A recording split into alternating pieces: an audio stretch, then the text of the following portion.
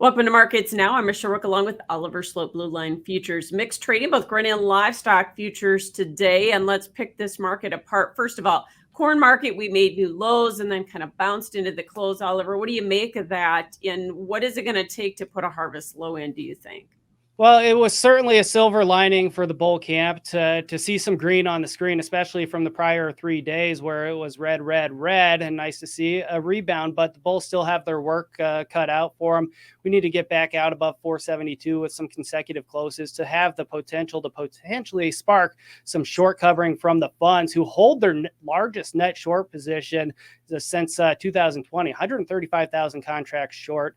So obviously they've been adding to that position, and rightfully so, because the demand side of the equation just hasn't been there. And people are talking about the yield not being there. Well, demand isn't there either. We need to see demand pick up. We need to find a price where demand starts to pick up, and we haven't gotten there yet. So maybe we see a little bit more downward pressure, but quite frankly, I don't know that it's going to be all that much. I was talking with clients today. I think you probably trade 15 cents on either side of 470 seems like a likely scenario at this point. But, with harvest just 9% complete, those things can change and those yield numbers can change. So it's going to be interesting to see what comes out of the field as harvest really kicks into gear this week.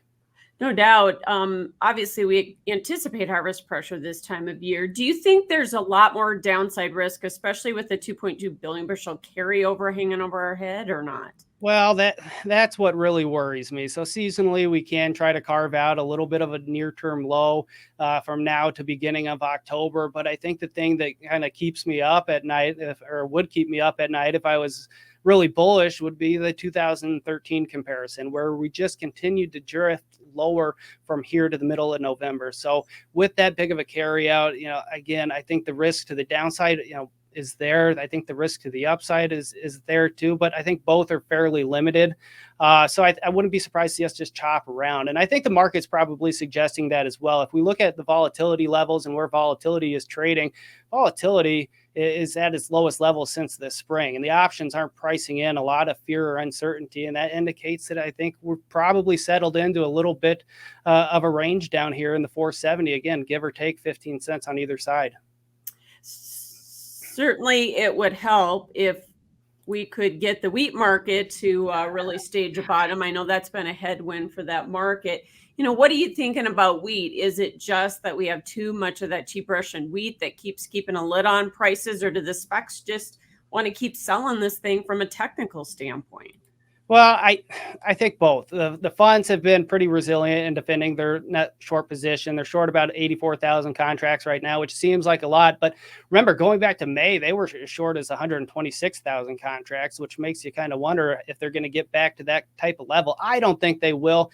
Seasonally, again, we start to carve out a little bit of a low here. Looking at the global stocks to use ratio, we're projected to basically come close to the all-time low, which was back in 2007, 2008. So I think there's some potential bullish headlines coming around the corner, but we've just got to get there. And I think a lot of that will start with some technical trade, right? $6 is obviously the psychological barrier that a lot of traders are keeping a close eye on, but 610 to 615 is really the level that the bulls want to get back out above to encourage some of that short covering and spark a bigger rally to the upside. And speaking of technicals, soybeans have done some technical damage here, haven't they? How much more do you think we're going to see in terms of fund liquidation there? Yeah, so a break and close below the 200-day moving average is not what the bulls wanted to see. That's at 1330. So that previous support level is now going to be resistance. A failure to get back out above there, I think, keeps the bears in control as we head into October. On the downside, $13 psychologically significant. 1304 is a 100-day moving average. We stopped just above that in the overnight and early morning trade. My fear is that we go revisit that, and that leads to another breakdown. So the next target we'd be looking at below $13 is 1280, 1282.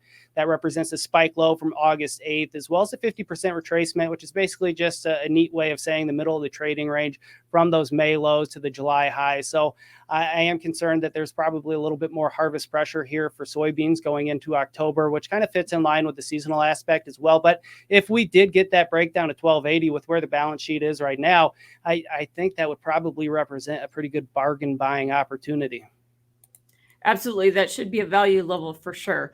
Cattle market, new contract highs in live cattle, then we ended lower. Was that hedge pressure or profit taking or what? A little bit of hedge pressure, a little bit of profit taking. We've got a big Federal Reserve meeting tomorrow, Wednesday afternoon. That's going to be something to keep a close eye on as it kind of impacts a lot of different commodities, especially ones where consumer demand is such a big player as it is in the beef market. So, the Monday, Tuesday pullback in the cattle market, yeah, it's a little bit of a caution flag, I guess. But if you zoom out, really all we did was erase Friday's gains. Funds have been defending a large net long position going back to April. They're long about 98,000 contracts right now, but they've been holding out above 80,000 contracts since April. So they haven't had any reason to exit that. I don't know that there will be anytime soon. Seasonally, maybe we see a little bit of weakness here, but I think ultimately we chop around. I wouldn't be surprised to see one big push higher in these cattle markets, kind of similar to what we saw in 2014, where I think, unfortunately, a lot of people, got squeezed out of short positions, and ultimately that led to a little bit of a blow off top, and we haven't gotten that yet. No doubt. Cash trade last week was strong. Do you anticipate we'll see a follow up this week or not? Yeah, on the cash side, I wouldn't be surprised to see the market stay steady, maybe firm up a little bit, and that probably keep prices elevated. Again, I think this is just such a strong market, and I always tell guys the trend is your friend, and that trend has been up and to the right in terms of the chart. So I wouldn't be surprised to see us continue to hold ground. Maybe we dip down to 185. That was previous resistance in the December contract. That also represents the 50-day moving average. So that would be a level I'd be looking at as a potential inflection point for the market. Would act as support on the first test, but a break and close below there. And maybe that's what it takes to spark a little bit of that long liquidation that we talked about. Gotcha. And the hog market chops back and forth. Today we're up, but we're still overall in kind of a sideways pattern, aren't we? Yeah, we've just been choppy, chop, chop, 71 on the downside to 77 on the upside. I wouldn't be surprised to see this market maybe make an attempt at the 200-day moving average at 78 and a half.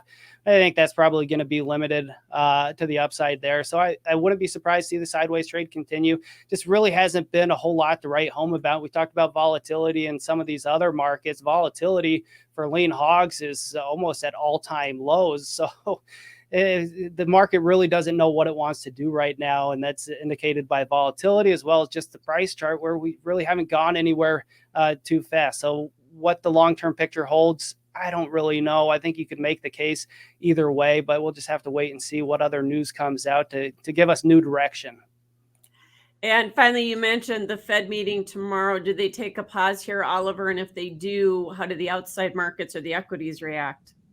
Well, the expectations right now are to hold firm at 5.5%, which, keep in mind, is still at a 22-year high. So that's going to be something to keep a close eye on. What I'm really focused in on is this energy sector, the crude oil market in particular. We traded to our highest levels in crude oil since last November.